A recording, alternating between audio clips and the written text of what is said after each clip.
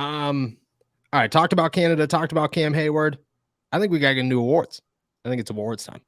We're gonna bring you guys some awards, a little different than the normal offensive player, defensive player of the year, the whole nine, because everybody does those. Nobody cares. We all know offensive player of the year. Who would you give that to? Would you give it to Najee? Oh man. Or would you give it to James Daniels? I'm giving it to James Daniels. Maybe Mason Cole. Yeah. To me, it's between Najee for what he did in the second half of the season or James Daniels. I'd probably lean Daniels just because I feel like he was the most consistent offensive player throughout the course of the season. Yeah. And that would probably be my reasoning there. I don't, the Steelers offense, like there's obviously not a ton of just big names there. But, Deontay had a decent season. George was really good for a rookie. Yeah, he's good for a rookie. Another name that I would have definitely given it to probably would be Freiermuth, but he was really quiet over the last month of the season, and that was because he wasn't healthy, so he was dealing with that foot issue. So I think there's a lot of good names to go to, but I would say that I'd probably lean towards James Daniels just because of the overall level of consistency. Yeah, and the other answers are easy. Minka's winning pretty much everything. So we're going to switch it up. We're going to go who exceeded expectations the most, who has the brightest future heading into 2023, the guy the Steelers must re-sign, the guy the Steelers must replace, and then we'll go team MVP not named Minkah Fitzpatrick, which I am actually very excited for. All right, let's start it off here. Exceeded expectations the most. Who you got? Doesn't matter what side of the ball. I might have to think about that. He says as if he didn't know we were talking about this coming into the show. I mean, I didn't have very high expectations for Mason Cole, and he played better over the first half, especially over the first half of the season. I thought he was really solid. But I'm gonna go with Freiermuth, I think.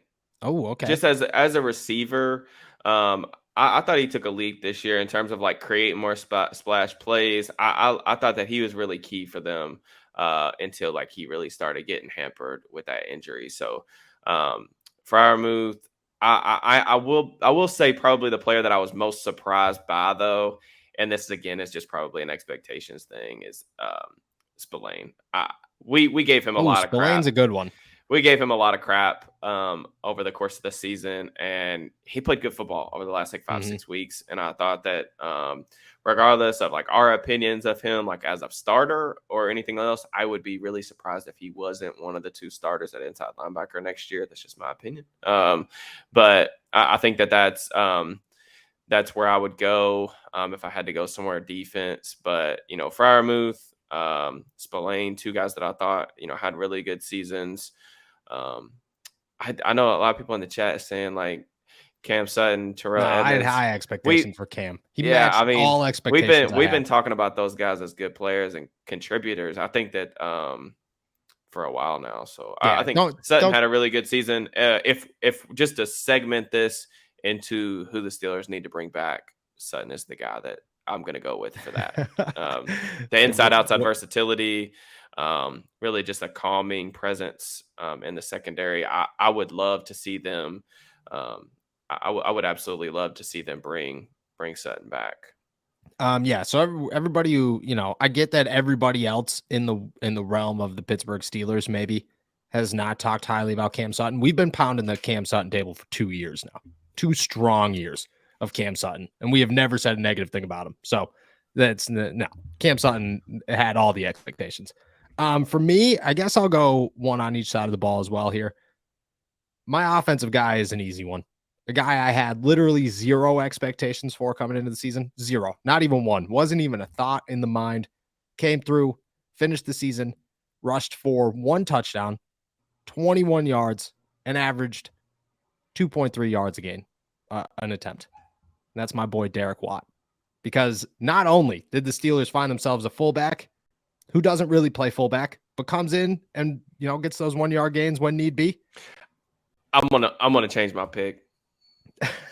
I'm changing my pick. Jalen Warren. To That's Jalen my pick. Warren. You had I high. liked when they signed Jalen Warren as an undrafted free agent.